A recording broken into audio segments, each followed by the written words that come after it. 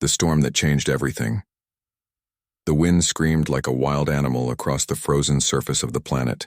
Snow flew through the air, sharp as tiny knives. The sky above was dark and angry, swirling with clouds that never stopped moving. On this icy world, Tier 07, the cold didn't just bite, it killed. Mason gripped the door handle of the outpost with both hands and pulled hard. It took all his strength to shut it against the wind. As soon as it closed, silence filled the hallway. His shoulders relaxed a little, but his heart still beat fast. Outside, the temperature was dropping below -80. If you stayed out too long, you'd freeze solid. Ayla was already waiting in the control room, wrapped in 2 jackets and a scarf. "How bad is it?" she asked. "Bad," Mason said. "Satellite. Links down. No signal. Nothing getting through the storm." Ayla sighed. "Second storm this week. We can't go on like this." They were engineers, part of a small human team on Tier 07, sent to check on an old mining station. The station had been abandoned years ago, but Earth wanted to know if it could be restarted.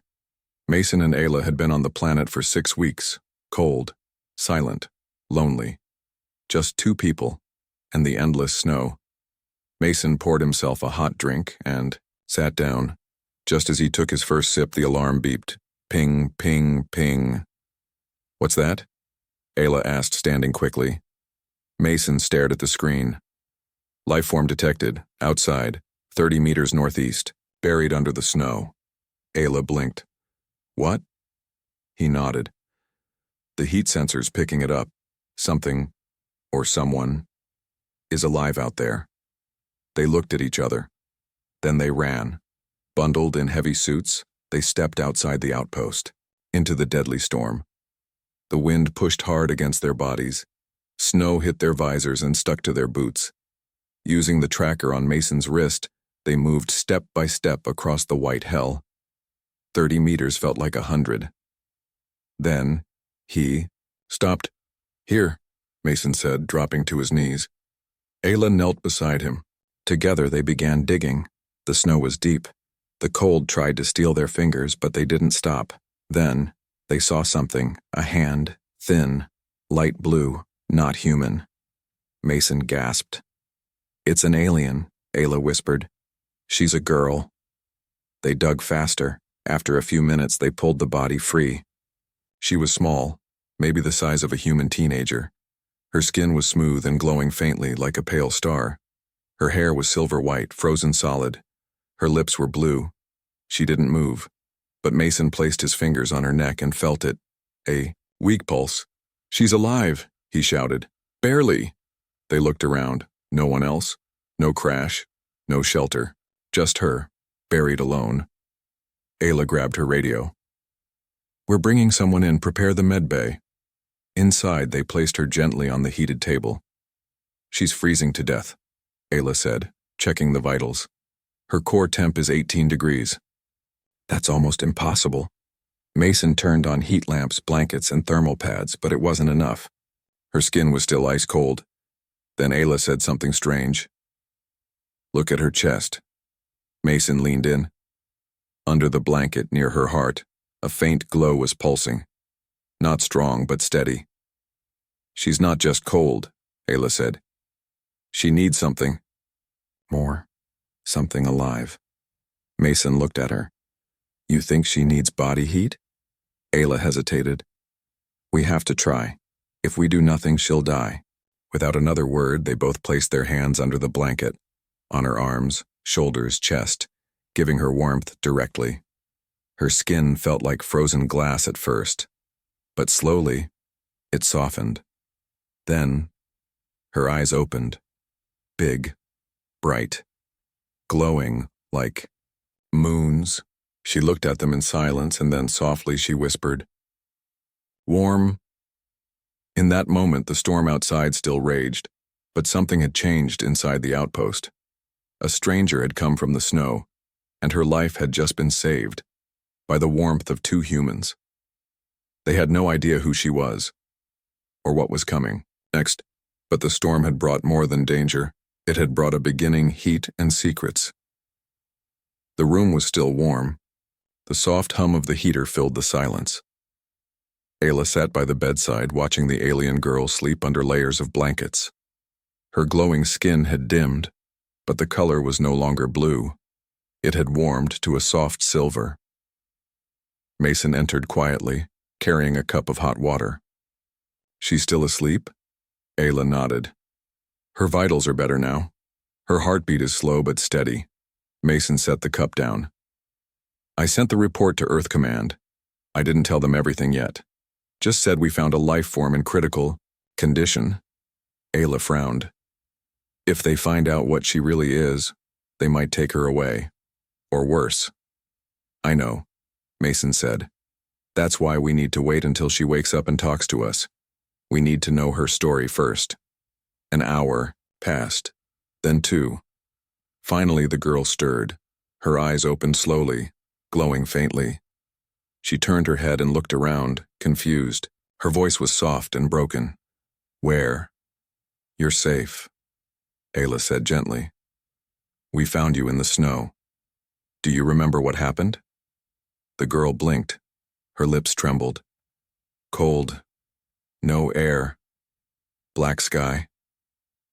Mason stepped forward. "What's your name?" She hesitated, then spoke one word. "Sarai." Ayla smiled. "Sarai. That's a beautiful name." Sarai looked down at her own hands. "You helped me." "We gave you warmth," Ayla said. "That's what saved you," Sarai whispered. "I felt it. It wasn't just heat. It was life." Later that day, Sarai was moved to the medbay's warmer chamber. She could now sit up, drink water, and speak in broken but clear English. Ayla believed her brain was adapting quickly to their language. Mason watched her quietly. "She learns. Fast," Ayla nodded. "That glow in her chest, it's tied to her energy. The more warmth she absorbs, the stronger it gets." "You mean she feeds off heat?" "No," Ayla said. "It's more than that. She doesn't just need heat. She needs human warmth, connection, emotion, kindness." Mason raised an eyebrow. "That's rare." Ayla looked back at Sarai. "She's not just rare. She might be the only one of her kind." That night, a small emergency meeting was held in the command room. There were only 5 people on the outpost and 3 had seen the alien girl. The other 2, Dr. Lenner and Engineer Bako, were not happy. "You brought an unknown alien into this base?" Lenner asked angrily. "What? If she's dangerous?" "She was dying," Ayla said. "We couldn't leave her." Bako crossed his arms. "And what if this was a trap? What if someone left her there on purpose?" Mason replied, "That's why we're being careful. She's under watch. No access to systems. She barely knows where she is." Lenner snapped, "Earth Command needs to know now." Ayla stood up. "We're not sending anything until we know who she is and what happened." After a tense silence, Lenner left the room. Bako muttered, "You better be right about her." The next morning, Sarai asked to walk. Ayla helped her into the hallway, where the windows looked out at the frozen world. She stared for a long time. "This world is dead," she said. Mason stepped beside her. "We thought you were dead too." Sarai looked at him. "I was." Ayla asked softly, "Do you remember who left you in the snow?" Sarai's eyes went distant. "Dark sky, a ship. They told me to sleep, to be quiet. Then they left." "Why?" Ayla asked. "I don't know," Sarai whispered. "But I was not the first." "What do you mean?" "There were others before me. We were kept, watched. Some didn't come back." Mason's voice was calm. "You escaped?" Sarai nodded. "I ran, and then I fell into snow. I thought I would die." Ayla squeezed her hand. "But you didn't." Sarai looked at her. "Because of you." Later that day, Mason scanned Sarai's body with a medical scanner. "There's something here," he said, pointing to a faint mark on her arm. Looks like a tattoo, military pattern, alien tech. Ayla frowned. She was tagged, like a weapon or an experiment. Sarai overheard them. Her voice trembled. I didn't ask for it. I didn't want it. Mason sat beside her. You're not a weapon. You're a person. She touched her chest where the warmth still glowed. You gave me life. I remember it. I will never forget. Ayla smiled. Then we'll protect you. But outside the outpost, beneath the snow, something stirred. Deep in the ice, far from human eyes, a buried ship pulsed with faint red light. A signal had been sent, and across the stars, in a cold room filled with silence, someone opened their eyes. She's alive. The human shield. The outpost was quiet again, but not calm. The bodies of the two attackers had been placed in stasis pods. Their armor was stripped, weapons locked. Ayla stared at one of the helmets sitting on the table. It had no face, no name, no heart. They sent ghosts, she whispered. Mason stood beside her, jaw tight. Not ghosts, hunters, trained to clean up secrets. And we beat them, Bako said. Barely. Mason didn't answer. He looked at the ceiling, at the sky beyond it. They won't stop. Sarai was resting in the med bay again. Her glow was dim. She looked peaceful, but she wasn't asleep. Her body was healing, but her mind was racing. Ayla sat nearby. You saved my life. Sarai blinked. I didn't mean to. I just reacted. You don't have to explain. You did what no one else could. Sarai looked down. They'll send more. I know, Ayla said, and we'll face them. You keep saying we, Sarai said softly, but I don't want you to get hurt for me. Ayla smiled. That's not your choice anymore. Later, Mason called a full team meeting. Everyone came. Ayla, Sarai, Bako, even Dr. Lenner. They're watching us from orbit, Mason said. The last attack was only a test, a warning. The real force is coming. Bako crossed his arms. Then we need to hide her. No, Mason replied. We need to move her. Sarai looked up. Move me where? There's an old tunnel system beneath the outpost, Mason explained. It leads out into the wastes. It was built as an emergency escape during the mining days, Dr. Lenner asked. And where does it go? To the signal tower, Mason said. About 15 kilometers north. We can launch a beacon from there, a real one. Not just a distress signal, a truth broadcast. Ayla's eyes lit up. You want to tell the galaxy she's alive? Mason nodded. If we keep hiding her, they'll keep chasing her, but if the galaxy sees her, really sees her, then they can't erase her anymore, Sarai whispered. But it's dangerous. I know, Mason said. That's why I'll go with you. That night, Sarai sat alone in the heating chamber. The room was dark except for her soft glow. Mason walked in carrying 2 blankets and a warm drink. He handed her one. Thanks, she said. You should rest. Tomorrow's a long walk. She looked at him. Why do you trust me so much? He sat down beside her. Because when I found you, you were just a girl buried in the snow. And even now with all that power, you're still that girl. You're not a weapon. You're not a threat. You're hope. Sarai stared at the floor. I've never been hope before. Mason smiled. Then start now. At dawn, the team packed supplies. Bako and Lenner stayed to hold the outpost. Mason, Ayla, and Sarai slipped into the old underground tunnel. The air was cold. The walls were old and cracked. Ice covered some of the corners, but the path was clear. As they walked, Sarai asked softly, Do you think others like me are out there? Maybe, Ayla said. But even if not, you're enough. Above the planet, the warship drifted into low orbit. Inside, the commander stood over a glowing screen. They're moving her, he said, tracking heat signatures in the tunnel system. Intercept? The officer asked. No, the commander replied. Crush. Back underground, a faint tremor shook the walls. What was that? Ayla asked. Mason checked the scanner. Something just hit the surface, a big one. Suddenly the ceiling cracked above them. Ice and rock fell. They ran, but Sarai stumbled. A support beam collapsed. Mason turned back. Without hesitation, he dove between the beam and Sarai, using his body to shield her. Crack! The beam hit hard, but Mason groaned and held strong. He pushed Sarai out of the way just as the ceiling gave in. When the dust settled, Mason was on the ground, breathing hard. His arm was bruised, his leg bleeding. Sarai crawled to him. "You saved me." He looked at her and smiled. "Told you. I don't run." They kept moving, through dark tunnels, past old mining gear, across ice-covered paths.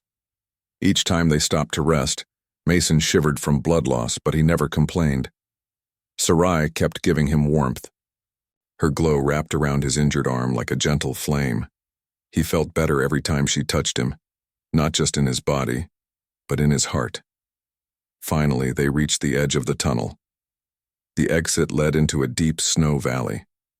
Far across the field, the old signal tower stood like a forgotten statue. They were almost there, but the warship had seen everything, and now it sent them. 3 hunter units, dropped from orbit, landed in the valley, heavily armed, fully programmed, and moving. Fast. Mason saw them first. "We've got company." Sarai clenched her fists. "I'm tired of running." Ayla looked at her. "Then what do we do?" Mason stood up. "We walk to that tower, and if they try to stop us, I'll stand between them and you." Sarai looked at him with tears in her eyes. "You would die for me?" "No," Mason said. "I'd live for you, so you can show them who you are." As the snow blew harder and the enemies closed in, the humans walked forward, one wounded, one strong, one glowing, and the galaxy waited. Escape through the ice. The valley was silent, but not for long. Snow crunched under Mason's boots as he limped forward. His coat was soaked in blood, his arm still wrapped tightly in cloth. Ayla walked beside him, gripping a stun rifle, and just behind them, Sarai, glowing softly, her silver hair whipping in the icy wind, watched the horizon, where 3 dark shadows approached fast. The hunter units were unlike the last attackers. These weren't half-human. They weren't pretending to talk. They were made to kill. The first of them dropped to one knee and scanned the trio. Sarai's heat signature triggered. "A lock-on. Target confirmed," the machine said in a flat voice. "Engage." Without warning, a bolt of red plasma flew toward them. Ayla yanked Mason to the side. The blast hit the ground where they had just been, melting the snow into boiling steam. "We can't outrun them," Ayla shouted. "Not with your injury." "I don't need to run," Mason said, standing up slowly. "Just get Sarai to the tower." Sarai grabbed his shoulder. "I'm not leaving you behind." "You have to," Mason said. "You're the reason they're here. You're also the reason the galaxy has a chance to know the truth." Another blast hit a nearby rock, spraying ice everywhere.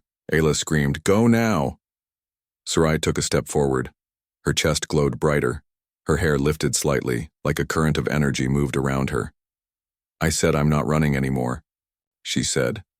The hunters advanced, stepping through the snow like machines made of stone. But Sarai stepped between them and the humans. She held her hands out and closed her eyes. "Enough," she whispered. From her body, a wave of light exploded. It wasn't heat in the way fire burns. It was warmth in the way hearts remember. The snow melted in a perfect circle around her. The air shimmered.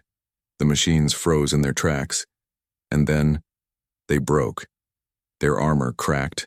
Their sensors shattered. Their energy sources drained like ice, melting under sunlight. All 3 collapsed, lifeless. Mason stared wide-eyed. "Sarai?" She dropped to her knees, breathing hard. Her glow dimmed. "I used too much," she whispered. "It's all I had left." Ayla ran to her side. "We're close now. Come on. Just a little more." Together, they lifted her. The signal tower loomed ahead, tall, silent, covered in ice. The door was jammed, But Mason used his last strength to cut through it with a fusion torch. Inside, the walls were cracked. The floor had frost on it. But the uplink console still blinked faintly. Ayla rushed to the panel and powered it up. The screen asked for a message. Mason looked at Sarai. "This is your moment." She stepped forward, still weak, still shaking, but full of purpose. She pressed the button. Across the galaxy, screens lit up. In ships. In stations. In homes. In command centers. People stopped what they were doing. A new signal had broken through the noise. On the screen stood a girl, alien, glowing, beautiful and calm. She looked into the camera and spoke. "My name is Sarai. I am alive. They buried me in the snow to hide me. But humans found me. They gave me warmth and they gave me something more. Freedom." She continued, voice steady, rising. "There are others like me who never got the chance to speak. But I am here now, and I will not be silent again." All over the galaxy, people watched. Some cried, some gasped, some reached for recording buttons, others whispered the name, Sarai. The feed ended. The silence after was loud. In the tower, Sarai collapsed to the floor. Mason caught her. "You did it," he whispered. "I'm just one voice," she said softly. "Sometimes," Mason replied. "One voice is all it takes." Far above on the enemy warship, the commander slammed a fist into the console. "It's too late," one of the officers said. "The signal's everywhere. Viral. We can't stop it." The commander stared at the blinking screen. "Then we run," he growled. Back on the surface, the wind had changed, no longer cruel, now soft, gentle. It carried something new. Hope. Sarai stood again. Not because she had strength, because she had will. She looked at Mason and Ayla. "I want to go where I can help others," she said. Mason nodded. "We'll go with you." Ayla smiled. "We're your team now." And so, under a sky once full of silence, 3 figures walked down the snowy hill. One human, one healer, one girl once buried in the cold, who had just melted the galaxy's heart. The girl who melted the galaxy's heart. The broadcast didn't just reach ships and cities. It reached hearts. On distant moons, miners stopped to listen. On peaceful farming colonies, children watched in silence. On military stations, officers froze at their posts. And in secret meeting rooms, leaders leaned forward with wide eyes. She's real. They tried to erase her. And the humans, they saved her. For years, people had heard whispers about a lost species, one that vanished after a failed experiment, after a cover-up. Now, they had a face, and her name was Sarai. Back at the outpost, repairs had begun. The snow was melting faster now, not because of the sun, but because something had changed in the air. The weight of fear had lifted. Sarai sat in the command room watching the message replay again and again on the screen. Mason entered, his leg still wrapped in a bandage. "You're everywhere." She turned. "I didn't expect the whole galaxy to listen." "They didn't just listen," Mason said. "They believed you." Messages flooded in from across systems. Some offered protection. Others asked for her help. A few, brave and quiet, revealed that they too had glowed once long ago before being told to hide it. Ayla brought in a tablet. "Look at this. A senator from the Vega coalition wants to meet you. Peacefully." Sarai blinked. "Are they safe?" "No one's safe forever," Ayla said. "But people are starting to see you as a person, not a secret." That night, Sarai stood on the hill above the outpost. The stars were clear, the sky wide and endless. Mason joined her. "You've changed everything," he said. "I didn't do it alone," she replied. "You shared your warmth with me, you risked your life, you believed in me." He smiled. "That's what humans do when they see someone worth saving." She looked at him. "Do you think they'll come back for me?"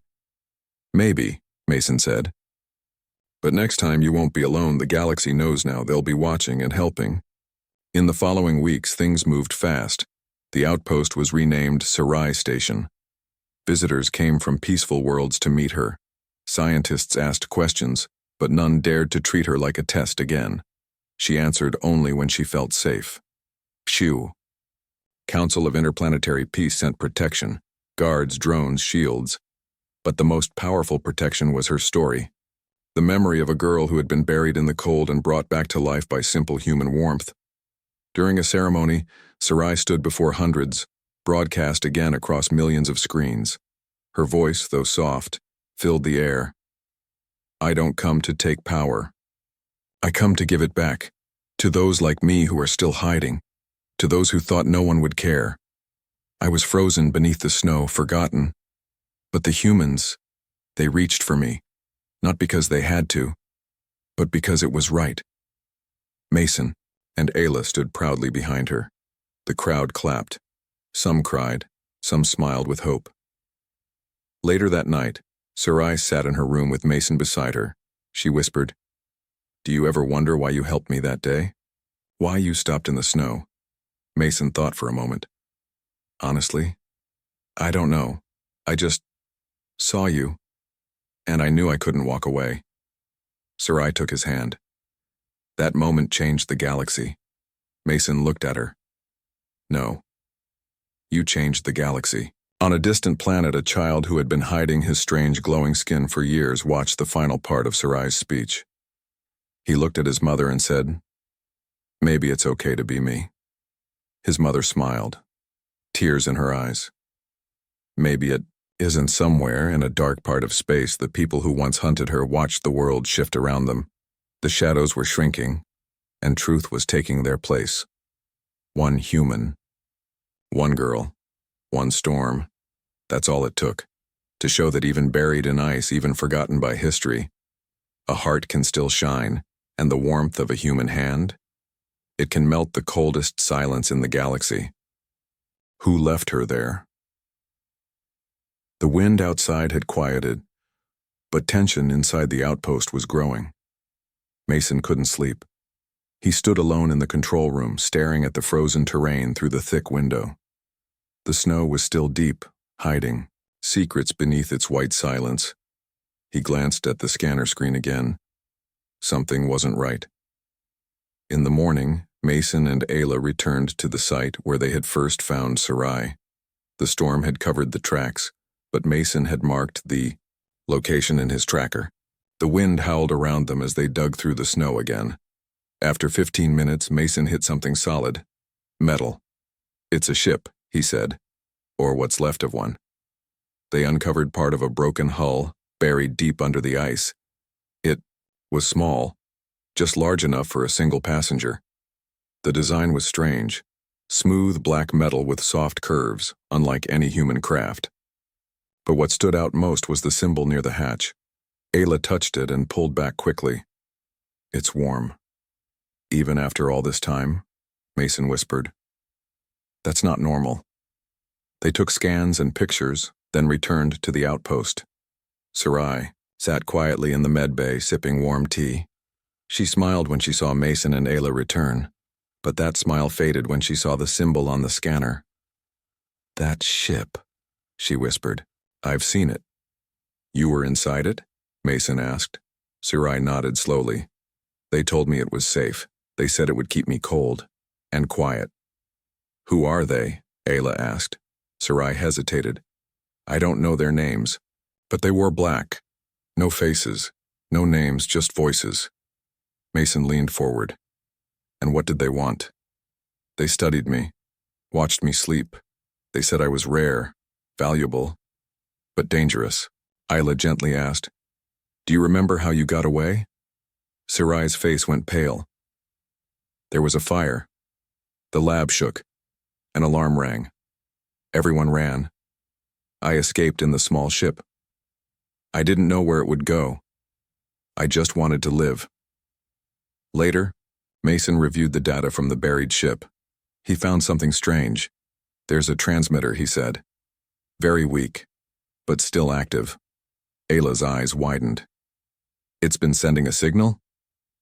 "Probably just a beacon, like a tracker, meant to alert someone in case she escaped. Can you stop it?" I can shut it down, but it might be too late. Far across the system, on a hidden military ship in deep orbit, a red light flashed. The commander, dressed in dark armor, watched the signal with cold eyes. "It's her," he said. "Alive, still glowing." Another officer asked, "Do we extract her?" "No. We erase the evidence. Send 2 retrieval agents. Quiet, clean." And just like that, 2 small black dropships left orbit, heading straight for Tyros 7. Back at the outpost, the air had grown still again. Sarai stood near the window, touching the glass. "This world is quiet," she said softly, "but I feel something coming." Ayla stood beside her. "We'll keep you safe." Sarai shook her head. "I don't think you can." Mason was still trying to shut down the beacon when the outpost's long-range scanner beeped. Ayla ran in. "What is it?" "2 crafts, fast, no ID, no flight path, no response to comms. Hostile? Probably." The team gathered in the central chamber. Dr. Lenner looked nervous. "I told you this would happen." Baco backed him. "We need to hand her over." Ayla snapped.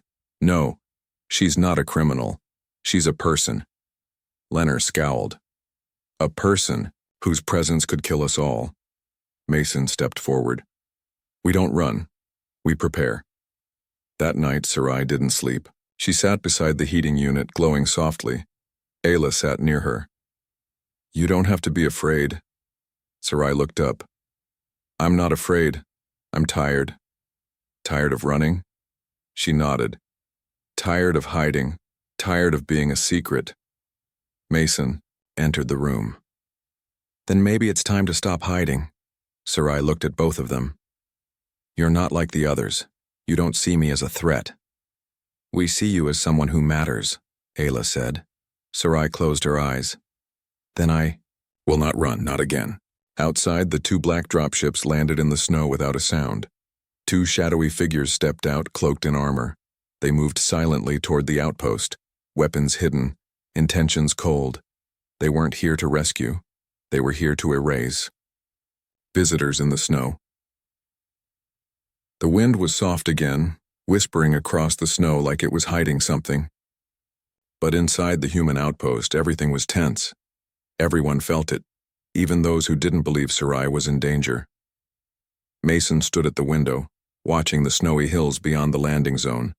His scanner showed nothing now, no movement, no signals, but he knew better. "They're here," he said. Ayla was beside him, her face tight with worry. "Then we need a plan." Down in the medbay, Sarai sat quietly. Her glow had faded again, her body still recovering. But her eyes, they were sharp, alert, listening.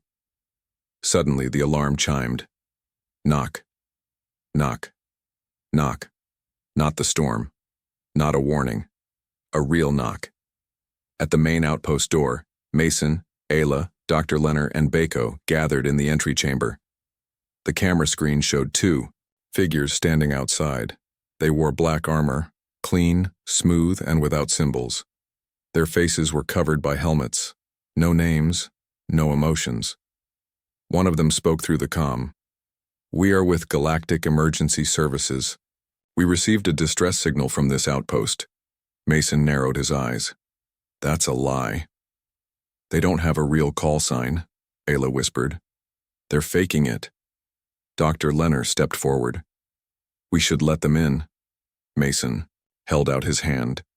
"No, not yet." Then from behind them a voice whispered, "They're not here to help." It was Sarai. She stood at the edge of the hall, breathing hard. "I remember their voices," she said. "They were the ones who sealed me in the pod. They said I was broken, that I needed to disappear." Ayla's face hardened. "Then they're here to finish what they started." Mason turned back to the panel and activated the lockdown protocol. Heavy doors slid into place across the hallways. Only the command room and medbay remained open. "They won't get to her," Mason said. "Not without going through me." Baco looked nervous. "What if they break through?"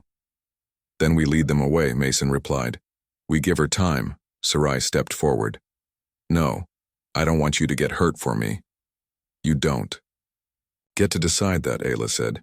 We chose to help you, and we don't stop now. Outside, the two strangers waited only a moment before reacting. With a silent hand signal, they pulled out weapons, black pulse rifles with silencers. They opened the door manually using an override spike. Sparks flew. Metal bent. Then they entered. Inside, the outpost lights flickered. The power grid was being attacked. Mason turned to Ayla. Take Sarai to the geothermal chamber. It's the warmest place, Ayla said. She'll be safe there. Mason nodded. Go, I'll stall them. As they left, Mason turned to Baco and Lenner. Stay behind me, don't try to be heroes. He grabbed a plasma wrench and positioned himself near the control hallway. Then, they came. The first intruder moved like a shadow, fast, smooth, and silent. Mason jumped forward and swung the wrench, smashing into the attacker's chest. Sparks flew, but the armor held. The stranger kicked Mason across the floor and advanced, but Baco stepped out and launched a stun pulse from a mounted defense tool. The blast hit the intruder's helmet, short-circuiting his visor. The attacker stumbled. Go. Mason, Baco shouted. Find the other one. Mason scrambled up and ran. Meanwhile, in the geothermal chamber, Ayla helped Sarai settle into the heat nest, an insulated pod near the main energy core. You'll be safe here, Ayla said. Sarai looked up. Why do you care so much? Because I've seen enough good people get left behind, Ayla whispered. Not this time. Suddenly, the second attacker appeared in the doorway. Sarai froze. He raised his weapon. Ayla stepped in front of Sarai, arms wide. Don't, she yelled. The attacker hesitated for a second, but it was all Sarai needed. She reached out with her hand, and her chest glowed like fire. A blast of radiant heat burst from her palm, hitting the attacker square in the chest. His weapon melted. In his hands, his armor cracked. He dropped. In the control room, the lights came back on. The attackers were down. The outpost was safe, for now. But everyone had seen it. Sarai had used her power, and for a moment, she had shone like a star. After the dust settled, the crew met again. Mason looked around. They came to erase her, to hide the truth. Lenner finally spoke, voice shaking. She saved Ayla's life and she didn't run. Baco nodded. I was wrong. She's not dangerous. She's strong.